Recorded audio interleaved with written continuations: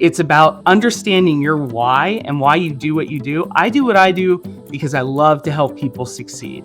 And I feel like Morgan's the same way. And that's kind of what we jive with whenever we started this relationship. Because honestly, Morgan and I couldn't be more opposite in some ways too. Like, she loves to bake. I love to order DoorDash. And she has a family and spends so much time at a lacrosse field. I'm spending time watching reality TV, which I'm sure Morgan has zero time for. We have a lot of differences as well, but really it's that foundation of why we do what we do that really keeps us together.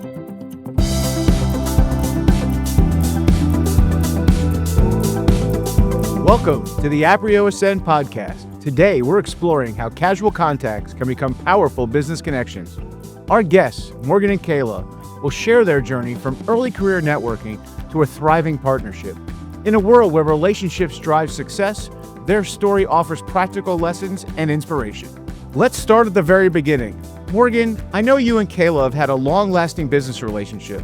Tell us the story of how that came about. How did you first meet? And what were the circumstances that led to your initial connection? Thank you. And thank you so much for the invitation to be here.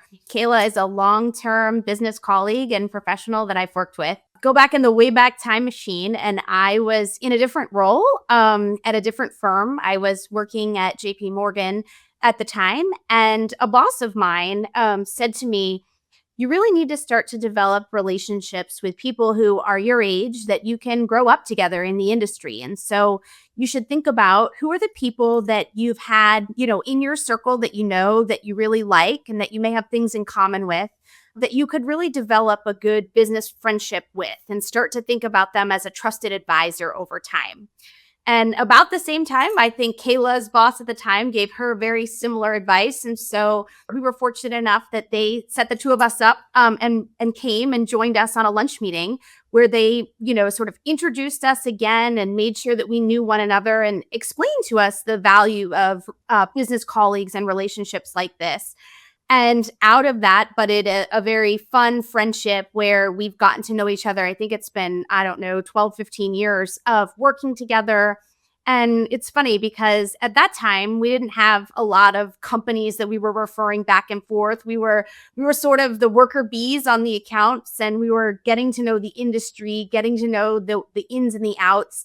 And she'd be my first call when there would be something on an audited financial statement that I didn't understand. And so out of that developed a really strong friendship and also business professional relationship where I'd consider her one of my most trusted friends and advisors and people that I call when I've got a question or would like to run an idea past someone or just want advice on a certain topic. Well, that's an amazing story, Morgan. It sounds like you've crossed paths there. You've had that first meeting. Did that first meeting really set the stage for the partnership between you and Kayla?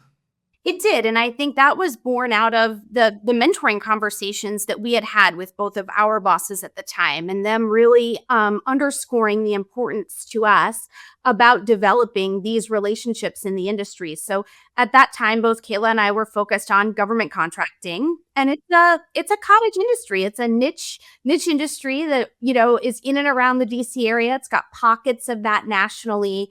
But really their advice was, you should really have a couple of those people, you could probably count on one hand, that you really trust, that can be that advocate for you in the market and can really, you sort of grow up together and you sort of have these experiences together. And then when you walk in a room of 500 people, you know someone, you feel comfortable with that person, you can go on that GovCon circuit together. And so it happened pretty naturally. I do equate a lot of that to the advice that both of us were given, but we've, stayed in very close contact and made a point to work on our relationship together, but also think about, kind of as it's evolved, how can we help each other and support each other professionally and personally.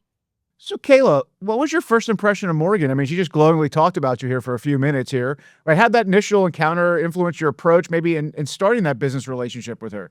Just like Morgan said, my mentor set the tone of this is really someone you need to meet and build a relationship with. She had experience with her when she was interning at another bank, I want to say. And she was like, you're going to love her. And yeah, out the gate, I was like, wow, it's someone similar to me in a similar timeline of their profession. Morgan at the time was working for a commercial bank.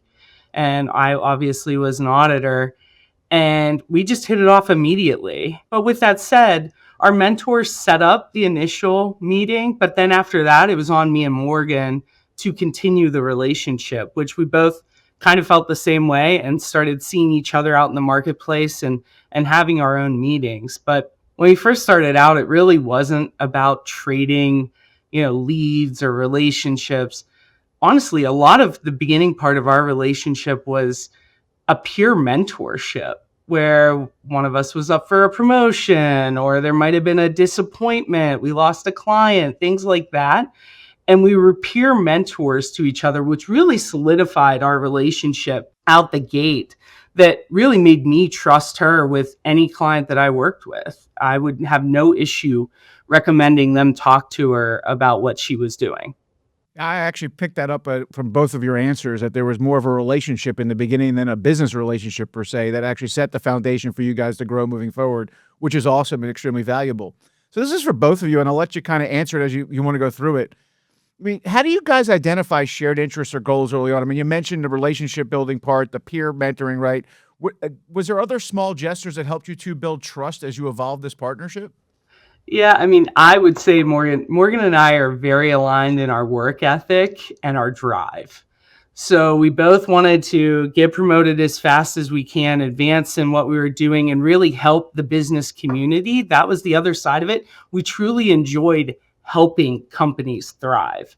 What I thought was, well, any client that I worked with, she's an amazing banker at the time and now an amazing private equity partner.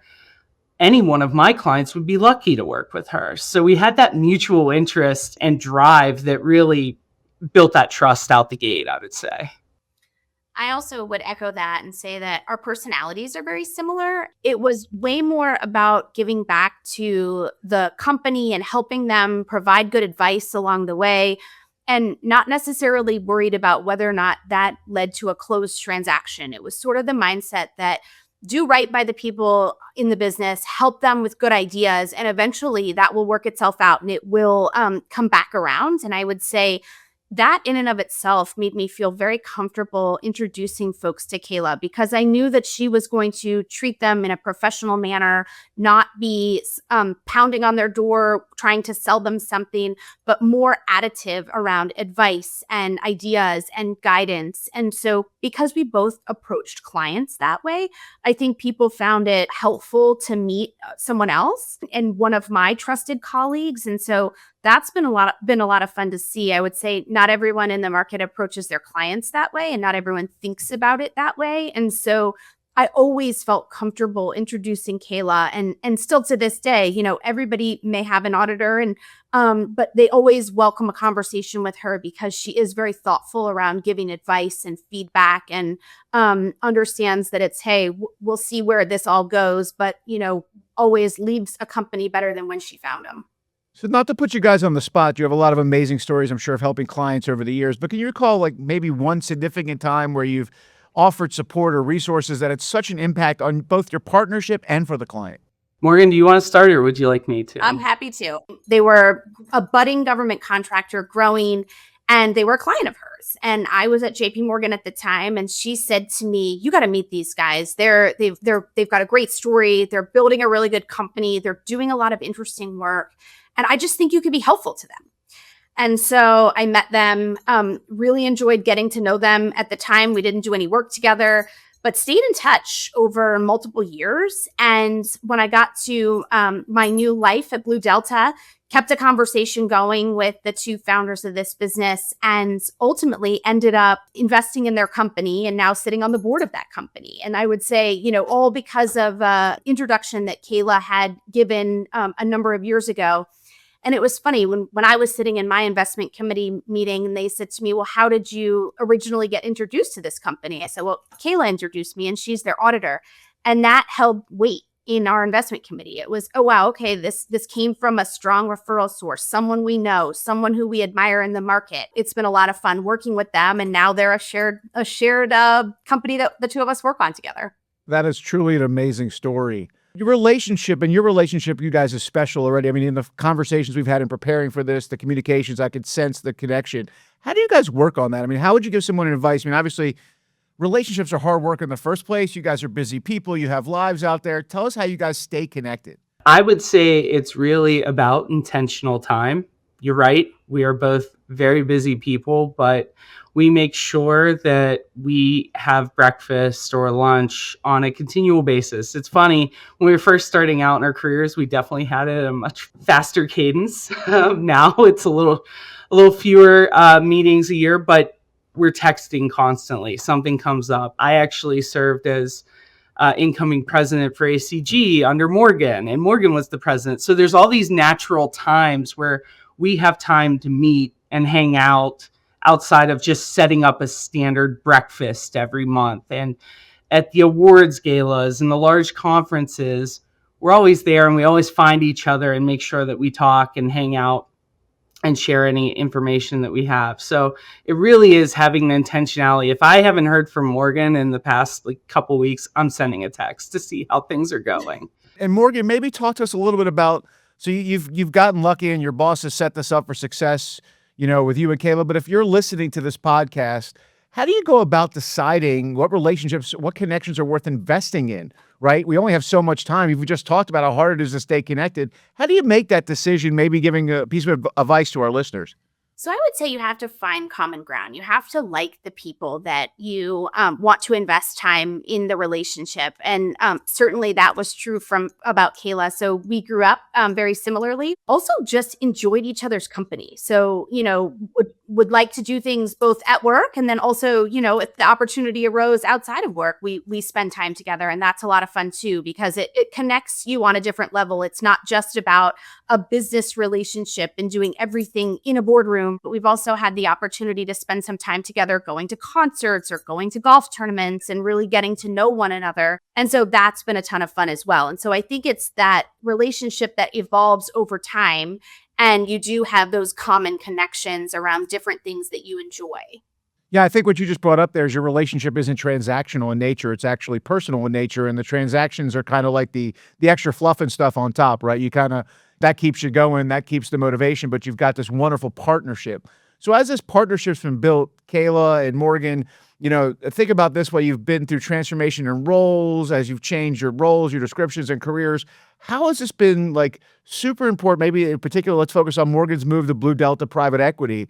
Talk about how this partnership and relationship really helped foster and make that successful transition for Morgan. I remember when Morgan was making the move and we had a lunch already scheduled, and I came in and she told me that, and my immediate thought in my head was, great, I'm losing one of my best referral sources. That couldn't have been any further of the truth.